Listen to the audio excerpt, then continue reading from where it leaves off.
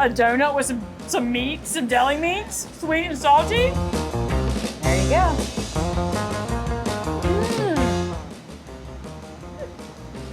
Oh my gosh. I just had like a moment there. Like, I cannot believe that taste I just got, and I'm like here for more of it.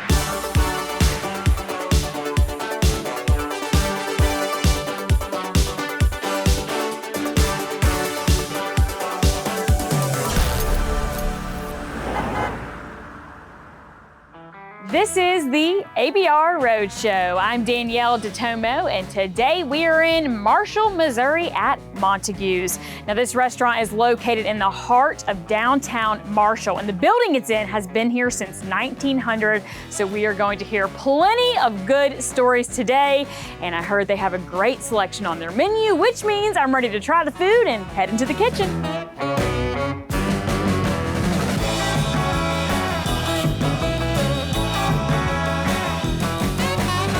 Joining us now is the owner, Lori. You're going to be making the food for us today. Excited to be meeting you. And tell me the first thing we're making. So we're gonna make a Montague Cristo. Yeah. Okay, well, I'm ready to see this thing. Let's get started. Okay, Kind of walk me through the process. All right, so I'm gonna grab a donut here. Yep. And, I see the box right there. It says you deserve a donut, and that is so true. Right. So I'm gonna take this donut and slice it in half first. And everything's always better grilled, right? Mm-hmm. All right. I'm intrigued right now. I think this is the first time I've been in the kitchen and we've used a donut for something, which I'm not complaining. I'll take it. I like the sweets. So we've got that on grilling, and so from there, I'm going to take my ham and my turkey. Okay. Meats are going to go on the grill. Make it kind of a warm sandwich. So. Okay, what cheese did we just have? So we just did a white American cheese and then the yellow American cheese on there. Let that cheese melt on there a little bit more, and then we're going to pull her off. So we're going to pull this off of here now. Donut's all nice and grilled and yummy.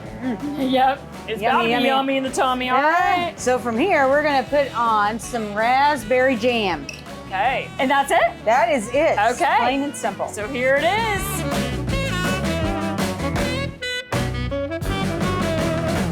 And the time is here because, y'all, it's taste time.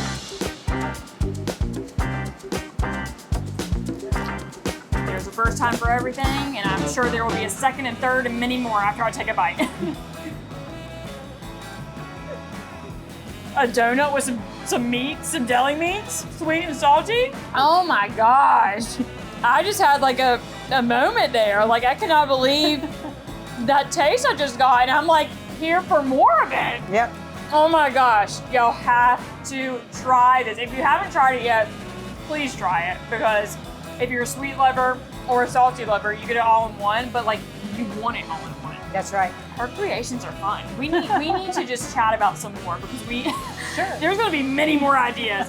Lori, thank you so much. Thank you. All right, we're gonna head out to the dining area and chat more about the restaurant. Well, first off, I wanna start by saying I love the space. I love where we're sitting right now. The way you decorated this is just so nice. So I just had to shout you out for that. You did a great job. You completely had to transform this, and it took you like about a year to get this ready to open for customers.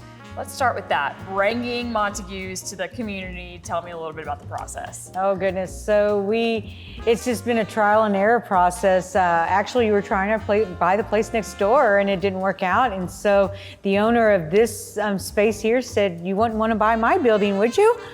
So, well, I will. I know, right? So the space that we're sitting in right now, which is the restaurant area, this is where we started, and we ended up scraping 1.8 tons worth of asbestos tile off of this floor. So it was a labor of love, definitely. So you had quite the journey to getting to this day. I mean, your kind of like your serving food journey to people has been pretty interesting along the way. It has been. Just kind of share some of that, because it is a really cool story to share. Oh, good. Well, I worked with Parks and Rec for 16 years and got to do the aquatics. Well, if you know aquatics, you've got a concession stand. So I took care of that concession stand and had the opportunity. My mother came and worked for me, which was a blessing, definitely. But so one day she came up and she goes, "Lori, we need to have tenderloins here." I'm like, "What?" So I said, "What do you need?" And she said, this, and this. So I went and picked it up, and so we made tenderloins. Well, the concession stand had a front window that was out towards like all of our ball fields, and then it had a window inside. We had people coming up to the window, buying tenderloins. That's all they wanted, was that tenderloin? I'm like, what in the world have we started? But anyway, so in the meantime, I end up over at our public golf course and notice there's a full kitchen. And of course the wheels start turning. I'm like, what are you doing with this full kitchen? They weren't doing anything. Oh. So I talked to my boss, and he said, well, if you can get Dale to agree, you can do that. So we tried it, and it was a total success. We were selling probably 100 to 150 tenderloins a week. Okay, so the tenderloins are where it's at. That's where it all started. That was the beast that started this whole process. The beast? Yes, the beast to the tenderloin. So anyway, so from there, we catered golf tournaments, and from there they said, hey, my daughter's getting married. Would you cater to their event? Sure. So that's what I did, and then so I had catering at a place that's right outside town. It's called the Henry Blosser House, and a week later, after catering that, they said, you wouldn't be interested in coming and working for us as the manager, managing a 7-room bed and breakfast with an event barn and doing the cooking. I would love to do that. Who would ever know? Who would ever thought? I'm like, I don't know how I ended up here. But anyway, so we went, I left the park for 16 years, after 16 years. Yes, yeah. And went to work. Unfortunately, the owner became sick and ill with cancer, and they said, we're done. So that's when I started looking, and here we are. Landed here. We landed here. Yeah, and the tenderloins are on the menu. Just want to throw that out there. They are. They are on this menu. Yep, so much just going on here. It really is just a special space. You've done such great things, but I think it's time now to try more of the food. Yeah, it's that time. The time has come. Okay, so we got 3 delicious items. Tell me about these nachos, because these look real good. What am I seeing here? So you've got, it's a fried pasta with a cream sauce and like a shredded cheese. It's got Italian sausage, pepperoni, and then a balsamic glaze over the top. Now, where did this creation come from? So I just decided I was going to create my own because nobody around here had them. So yeah, they are definitely a treat, and I could sit there and eat that whole plate. Delicious. What's the type of chip? It's a fried pasta. I'm really a big fan of that chip. Then we have this other one, which was one of your other fun creative creations, just randomly came up with. Tell me about that. So, when you get bored in the kitchen, things happen. And our challenge always is to use what we have on site. So we have specials every day of the week. We decided to do additional specials. So we did the burger specials. So we came up with this, and it's called the Squealing Pig. Okay, tell me more. Tell me more. So it's a hamburger patty with pulled pork. It's got a nacho cheese on it with a sweet barbecue sauce. The messiest thing you could eat, but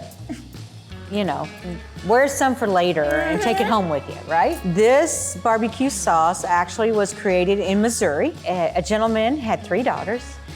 His wife had gotten sick and had passed away, but he created this barbecue sauce and sold it to make money for his family. So it's Blues Hog is what it's called, and it is the best thing on pork. It's like a local. Yeah. So he's from Missouri and introduced to it many, many years ago. So I'm like, that's going to taste the best on that. I like that you put like extra of the sauce and made it as messy as possible, because that's the way that needs to be, because that sauce is, that's some good stuff right there. Now the pie. Okay, so I know, like, is it homemade pies? It is homemade.